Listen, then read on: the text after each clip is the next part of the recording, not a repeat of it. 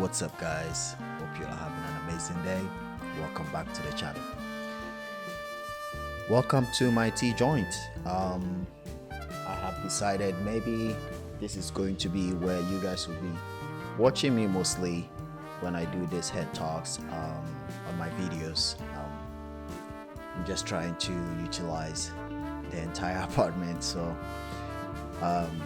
the kitchen actually is one of my favorite spots in this apartment because one, I love how it looks, and then two, for the most part I love to cook, and I really do enjoy cooking. So even though I don't show it, or I don't think I've ever showed myself cooking on this channel, but I do really enjoy it, and I like to keep my kitchen clean. And as you can see, it's a vibe in here, and I'm enjoying some vanilla chai tea. Actually, this is my second cup because the b-roll that you guys watched, the first tea that I made, I finished it whilst I was working on some stuff on the computer before I even did this video. So this is my second cup, and it's good. It's really good. If you haven't tried it, you should, and if you do, let me know in the comments below what you thought about it.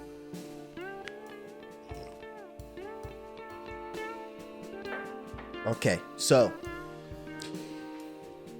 we're going to be talking about the Sony Rx100 Mark II.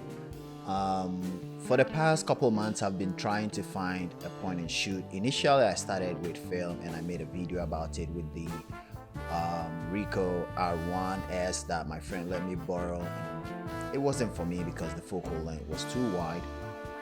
And so I went down this rabbit hole of trying to find a point and shoot film camera for myself, something very small, something very portable that I can put in my bag, my purse, my pocket if I need to.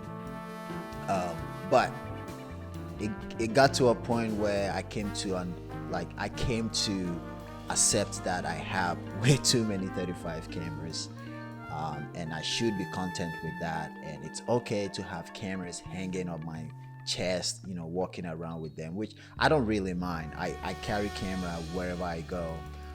However, I wanted something that I could rely on in case I'm out shooting and I run out of film, or it gets dark and my film's speed is slow. So I decided, why don't I get a point and shoot digital camera? That way I can have it in my bag. Like I said, traveling and all that, I can always have it with me in case of anything. And I have actually been enjoying it so much that a few weeks ago I was so inspired to go out to take some photos, but I did wanted to bring my Mamiya C330 with me because I haven't been shooting that boy for a minute. And I've been working on a project called Sacred Spaces, where I go to people's homes, studios, photograph them, and take some portrait of them while they work, and then some portrait of themselves. And so recently, the recent one that I did was on an artist that I went to her studio, and I brought the Mamiya C330 with me, shooting alongside with my 4x5. And after that shoot, I just really missed shooting the Mamiya C330. So a few weeks ago, my partner and I, we decided to go out for a walk, and I thought, I'm gonna bring this with me. And like I said, I always have the Sony Rx100 with me. So when we went out, for some reason, I did not shoot the Mamiya C330 at all. I ended up shooting the Rx100, and it's okay. I just felt like shooting the Sony. I mean, it was, and it's still a new camera, so the excitement of shooting with it is still there. So I can't blame myself. I couldn't help myself but to ignore the Mamiya C330 and shoot digital. So in this video, I'm going to be showing some sample photos of when I went out and shot the Sony Rx100. I have the Mark II. I know they have all the way up to the Mark 7 now, the Mark 1. not really a fan of it. And then the Mark III is great, but I went with the Mark II because I actually prefer that it has a hot shoe, because the flash that comes with these point and shoot cameras sometimes not so great, and sometimes too it's just like you have it in one direction and you cannot, manually put it in places where you want. And I do have a Contax TL 140, 120. I cannot remember the model name, but one of those small compact Contax flashes, and I really do enjoy shooting that. And also, I have that in my bag air all the time. It's so small, I can have it in my big bag, I can have it in my sling bag. It's just portable. So I prefer that instead of having the Mark III, 4, 5 that doesn't have a horseshoe. I know those ones have a pop-up viewfinder, but also that's the point of having a point and shoot, is not to put the camera to your eye, just you point and shoot. I mean, it kind of makes sense that way for me. So I really do I prefer this one. It's a 20.2 megapixel camera, equivalent 35 equivalent. The focal length is 28 to 100, and I think 28 to 100 is the perfect focal length. I know the Mark III and 4 and 5, they go up to like 200 or something like that.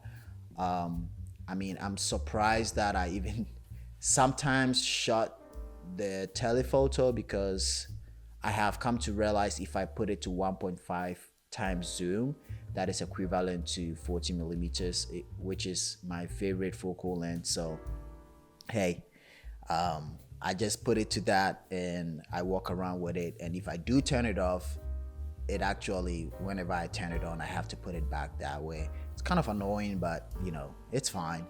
I don't have the money to buy one of those Ricoh GR3X. It's actually I would say it's my dream point and shoot camera, because like I said, 40 millimeter lens is my favorite focal length to shoot with. And so yeah, well, I don't want to keep talking much. We went out to downtown Columbus. It's just walkable from where we live, and so it's actually been nice to just like take a stroll, especially when we look out the window and the weather is so nice, and you just feel like you want to go out, walk around and take some photos, and just appreciate the nice weather, because we live in Ohio and the weather is bipolar. You can never tell what is gonna happen. Yesterday it was nice, today it's raining, tomorrow you never know, it's spring, but hey, it could be snowing. It's Ohio, you never know. So I hope you guys enjoyed this video. I'll try to explain a few things in the video, because in my previous video somebody actually commented that it would be nice to give a commentary on what I see and why I choose to photograph certain things, and the composition and the settings and all that. So I'm not going to be great at that, but I'm going to try my best to do that. So here we go. Maybe we'll see. Let me not forget my tea, because it's nice when it's hot,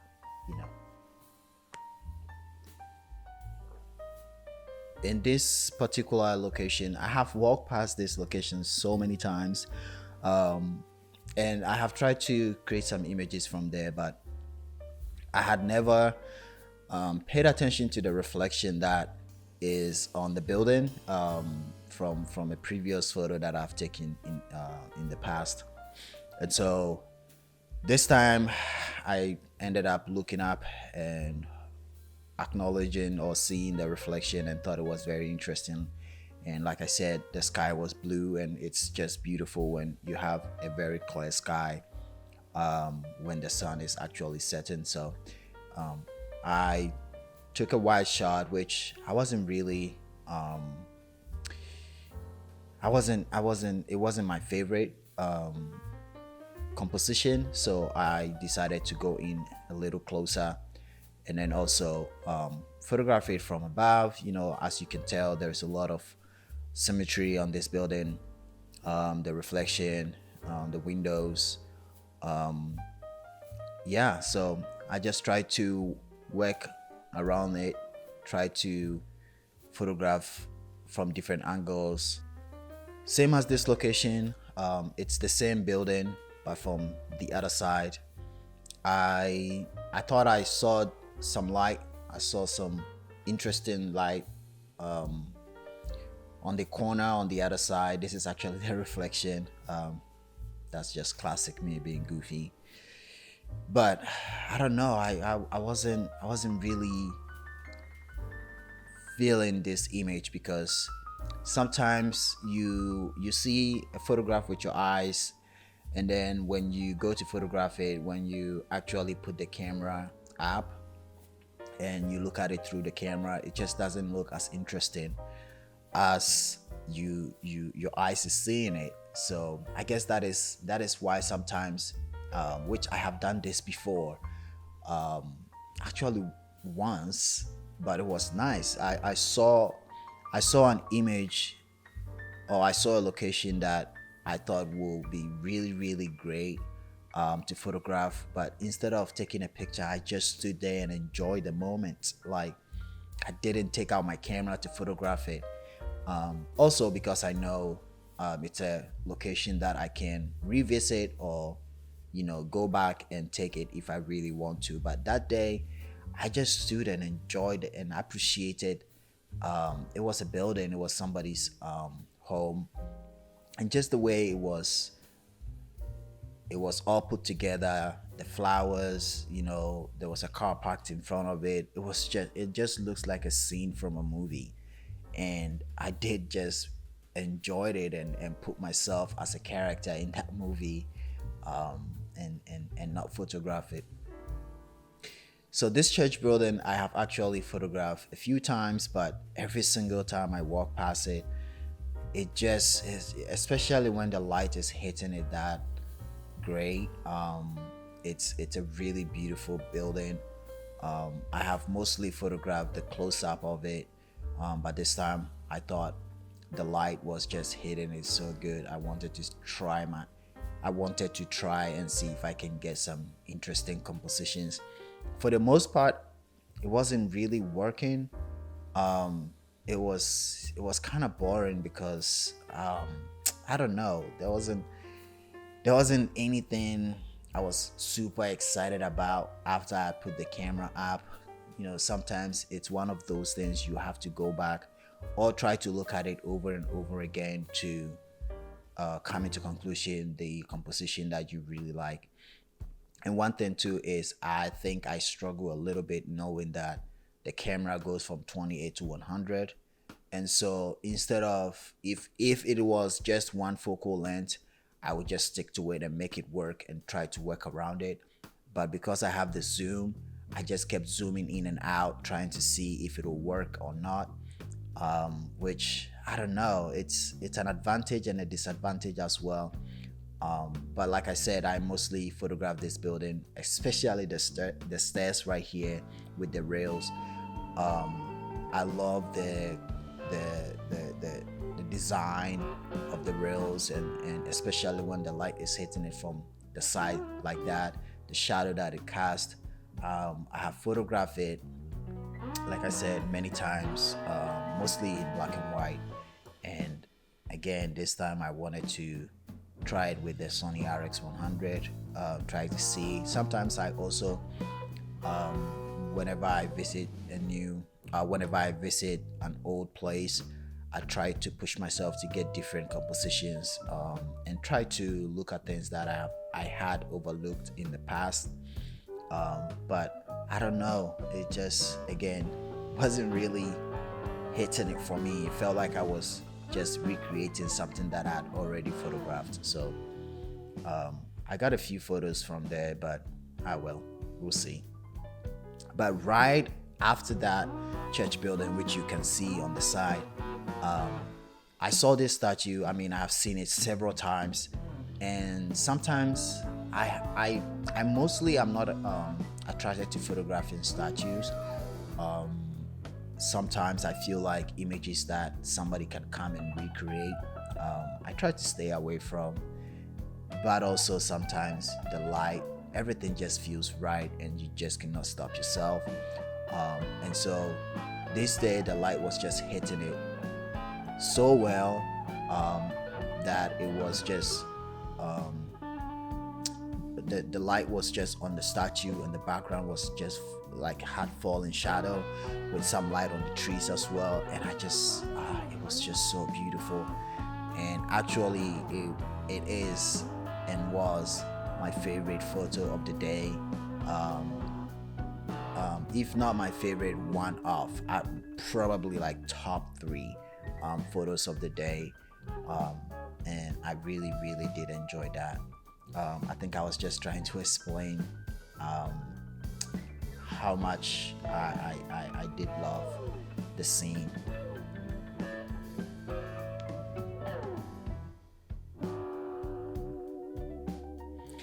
Here I tried my hands on a small street photography.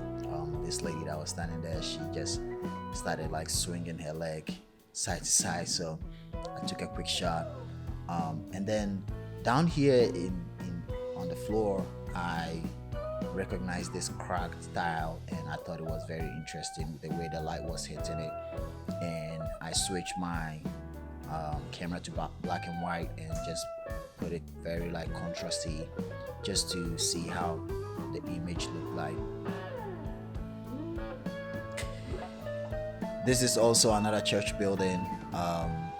Also, I have photographed it so many times with the dispatch sign up on the other building. I really enjoyed it. So I know the video cut from there. We ended up continuing walking, but the church building, the last church building that I was trying to photograph, we crossed the street to it, and it has a red door, which every single time I see it, I'm like, this is going to be a good photo someday. But the light is always not that great on it. Maybe I haven't gone at the right times, but this time, again, the light was just hitting it so right, so beautiful. And the images that I created here again is one of my favorites, especially when I went in a little closer, having the door and the building, the brick building, in the images at the same time, getting the angle from the top, and then on the side too. That one was also a really nice composition that I got with the flowers in front of the building. And again, the light was just beautiful. I really enjoyed it. I actually did stand there and just admire it for a minute before taking my camera and photographing it. So yeah, that was it. We actually ended up walking around for a little bit more, and I actually got my favorite street photograph of all time. I mean, I have taken photos a lot, and if you've been watching this channel for a while, you've seen so many street photos that I've taken, but this one is just, it's one of those photos you see online and you're like, how did this person get this image? And it happened right in front of me as we were walking past this bus stop.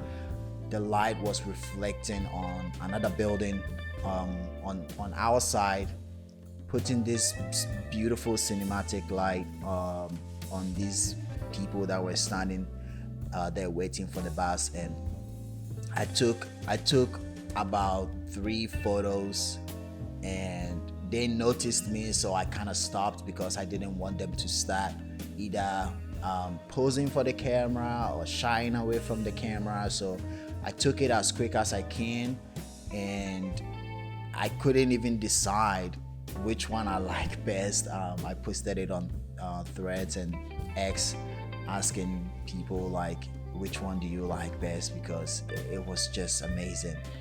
So you guys can let me know in the comments below which one you enjoyed the most. So yeah, that was it for the day, I think, because right after that we walked into a coffee shop, Parables, owned by one of my buddies.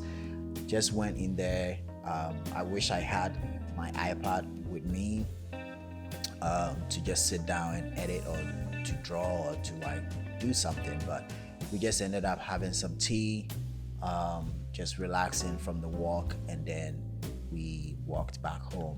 But there were some photos that I created on that way, and also some photos that I have created in the past that I didn't make a video of. I also have been working on, I actually kind of ended it, been working on a project, Hands Made by God. If you go on my website, kboatin.com, you see that on there. But I did the last shoot that I did for that project. I ended up shooting some few photos on the Sony Rx100.